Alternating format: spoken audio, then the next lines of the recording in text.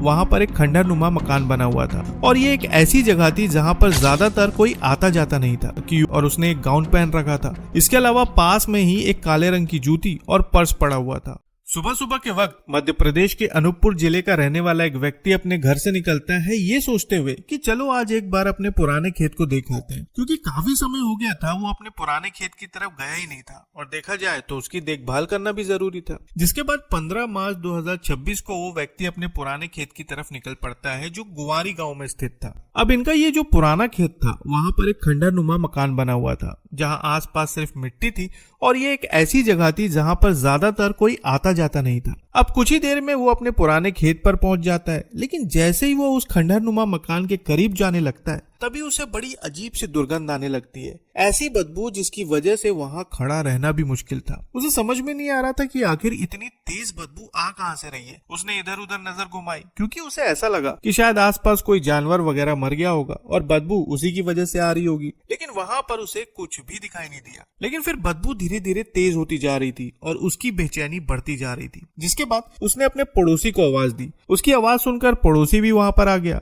और जैसे ही वो वहां पर पहुंचा बदबू की वजह से उसकी भी हालत खराब होने लगी। धीरे धीरे 2-4 लोग भी वहां पहुंच गए और अब सब यही जानना चाहते थे कि आखिर ये बदबू आ कहां से रही है। लेकिन तभी कुछ लोगों ने उस खंडहरनुमा मकान में झांकने की कोशिश की क्योंकि उन्हें ऐसा लगा कि शायद मकान के अंदर कोई जानवर मरा होगा। हालांकि जब उन्होंने मकान के कमरे में झांकने की कोशिश की तो पहले तो उतना कुछ साफ नजर नहीं आया, लेकिन जैसे ही उन्होंने थोड़ा गौर से देखा तो उनके हाथ पांव वहीं जम गए। अंदर का नजारा सबके होश उड़ाने वाला था।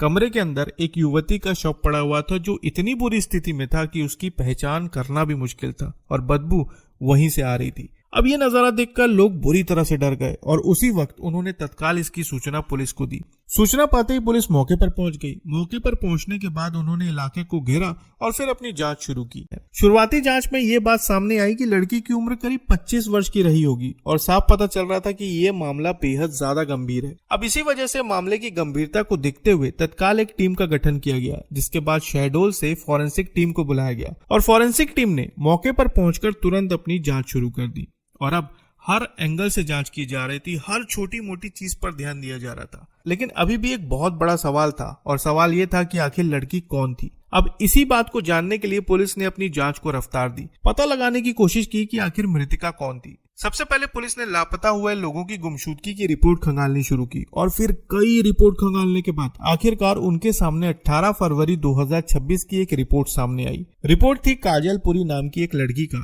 जिसकी उम्र 25 वर्ष थी और वो लपटा गांव की रहने वाली थी। मीडिया खबरों के मुताबिक कहा जा रहा है कि 17 फरवरी को काजल अपने घर से ये कहकर निकली थी कि वो कॉलेज जा रही है, लेकिन वो वापस नहीं लौटी। जिसके बाद परिवार वालों ने उसे हर जगह खोजने की कोशिश की, लेकिन उसका कुछ भी पता नहीं चला और फिर अगले दिन यानी कि 18 फरवरी को परिवार ने उसकी गुमशुदगी की रिपोर्ट दर्ज करवाई। इसके अलावा मौके के पास से युवती के कुछ निजी सामान भी मिले थे और अब इस गुमशुदगी की रिपोर्ट की मदद से ये पता चल गया था कि शव काजल पुरी का ही था। पहचान होने के बाद पुलिस ने काजल के परिजनों को सूचना दी और जैसे ही उन्हें इस बात का पता चला उनका रो रो कर बुरा हाल हो गया। परिजनों ने भी शव की पहचान काजल पुरी के रूप में ही की। लेकिन अभी भी एक सवाल था कि आखिर काजल के साथ ये सब किसने किया था और इसके पीछे किसका हाथ है। जांच को आगे बढ़ाते हुए पुलिस ने काजल की कॉल डिटेल्स निकलवाई, उसके फोन रिकॉर्ड्स निकाले और काजल के परिजनों से पूछताछ की और तब ये बात सामने आई कि काजल रवि नाम के एक युवक से बात करती थी, जिसे लोग चंद्रभान राठौर के नाम से भी जानते थे और कुछ लोग उसे ठाकुर साहब कहकर भी बुलाते थे। लेकिन इसके बाद जब पुलिस ने परिजनों से पूछताछ की तब एक बेहद चौंकाने वाली बात सामने आई। पता चला कि काजल रवि नाम के उसी लड़के से प्यार करती थी और 17 फरवरी को वो उसी से बात करते हुए घर से निकली थी।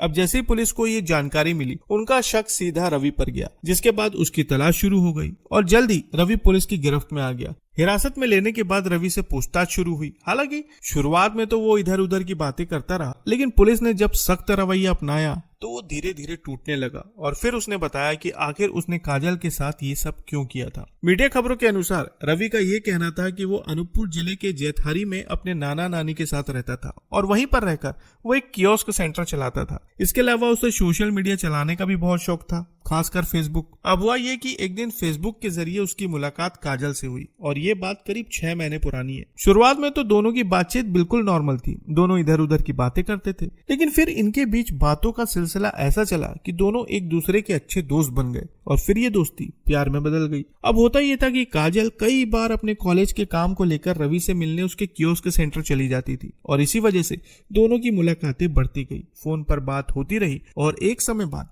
दोनों एक दूसरे के बेहद करीब आ गए। अब हुआ ये कि जब नजदीकियां बढ़ी तो काजल रवि से शादी करने का दबाव बनाने लगी।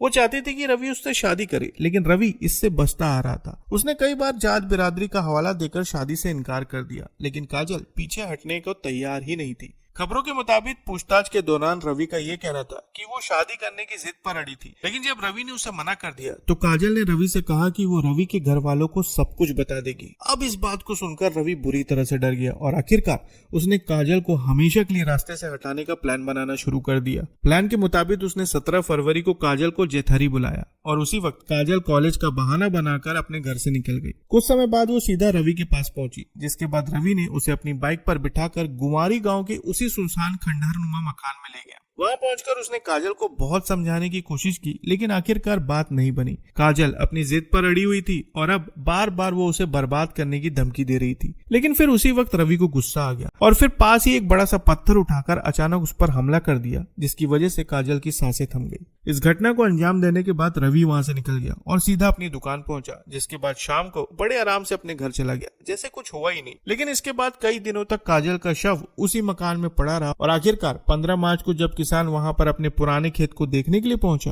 तो इस बदबू की वजह से ये पूरा मामला सामने आ गया। इस मामले में पुलिस ने रवि के खिलाफ संबंधित धाराओं के तहत मामला दर्ज कर लिया और उसे न्यायिक हिरासत में भेज दिया गया है। लेकिन यहाँ पर एक और हैरान करने वाली बात है।